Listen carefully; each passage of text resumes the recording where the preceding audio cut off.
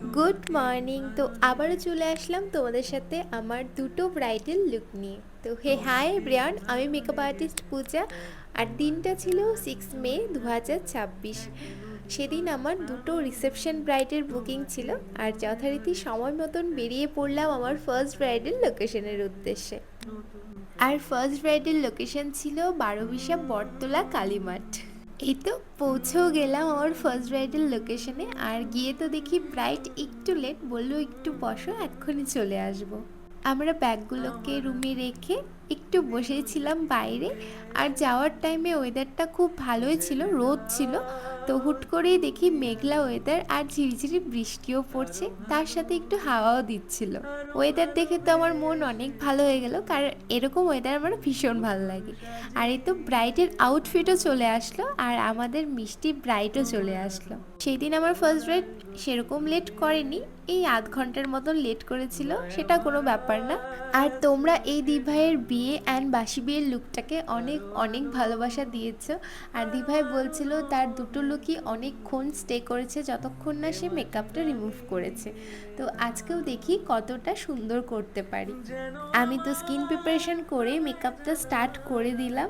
আর যথারীতি দিবাইয়ের আজকেও ছিল কিন্তু একটা ওয়াটার রেজিস্ট্যান্ট মেকআপের বুকিং। সেই মতো আমি মেকআপটা স্টার্টও করে দিই, আর পাশাপাশি কিন্তু ওইদিকে পার্টি মেকআপও হচ্ছিল।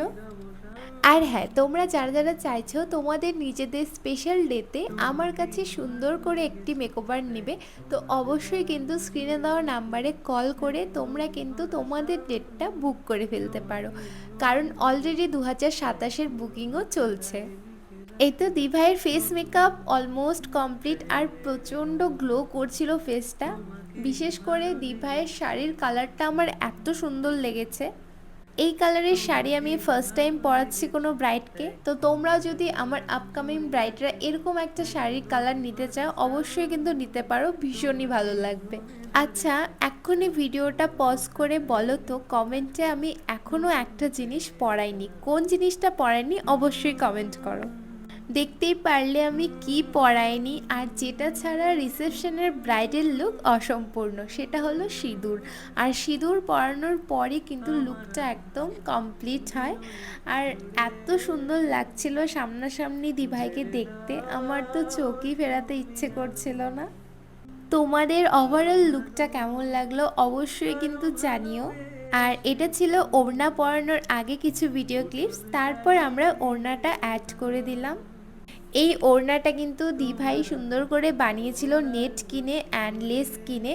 তোমরাও কিন্তু এরকম রিসেপশনের ওড়না বানিয়ে পরতে পারো শাড়ির কালারের ম্যাচিং করে, তাতে কিন্তু লুকটা আরও গর্জিয়াস হয়, খুবই সুন্দর লাগছিল দেখতে। তোমরা কিন্তু অবশ্যই কমেন্টে জানাও যে লুকটা তোমাদের কেমন লাগলো। তোমরাও কিন্তু তোমাদের স্পেশাল ডেতে এরকম একটা লুক করতেই পারো, তার জন্য ঝটপট স্ক্রিনে দেওয়া নাম্বারে কল করে আমাকে বুকিং করে ফেলো। আর হ্যাঁ, আমাদের কিন্তু পরবর্তী basic to advance bread master course start হচ্ছে জুন মাস থেকে। তো তোমরা যদি চাও আমার কাছে এরকম সুন্দর সুন্দর লুক শিখতে, অবশ্যই তোমরা তোমাদের সিটটা বুক করে ফেলতে পারো।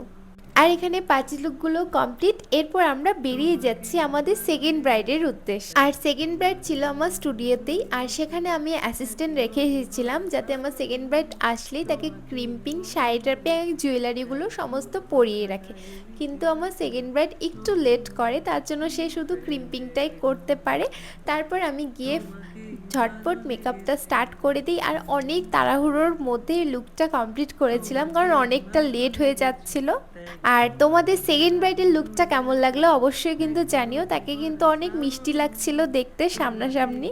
বেশি ভিডিও ক্লিপস নিতে পারিনি। আর তারপর ছিল অনেকগুলো পাঁচি লুক, সেগুলো আস্তে আস্তে কমপ্লিট করছিল ওরা। আর হ্যাঁ, সেকেন্ড ব্রাইডের মেকআপটা কিন্তু ছিল এইচডি মেকআপের বুকিং। আর তোমাদের দুটো ব্রাইডের লুকে কেমন লাগলো অবশ্যই কিন্তু জানিও। আর এখন যাকে রেডি করছি সে কিন্তু ছিল আমার স্কুল ফ্রেন্ড পায়েল। তো ও তো একদমই মেকআপ করে না, খালি বলছিল এটা দিস না ওটা দিস না, একদম সিম্পল একটা লুক করতে বলছিল। আর ওকে কিন্তু ভীষণ মিষ্টি লাগছিল দেখতে। আর এদিকে আমাদের স্টুডিওর অবস্থা খুবই খারাপ ছিল, প্রচুর প্রোডাক্ট অগোছালো হয়েছিল, সেগুলো গুছাচ্ছিল ওরা। আর এদিকে আরও একজনের পার্টি লুক হচ্ছিল, আর আমি তো বসেই পড়েছিলাম, কারণ আমার পা প্রচণ্ড ব্যথা করছিল, কারণ অনেকক্ষণ ধরে দাঁড়িয়েছিলাম। আর পারছিলাম না, তাই বসে পড়ছিলাম। ওরাই বললো তুমি বসো, আমরা করে দিচ্ছি সবটা। তো ভিডিওটা কেমন লাগলো অবশ্যই কিন্তু জানিও। দেখা হবে পরে একটা সুন্দর ভিডিও নিয়ে।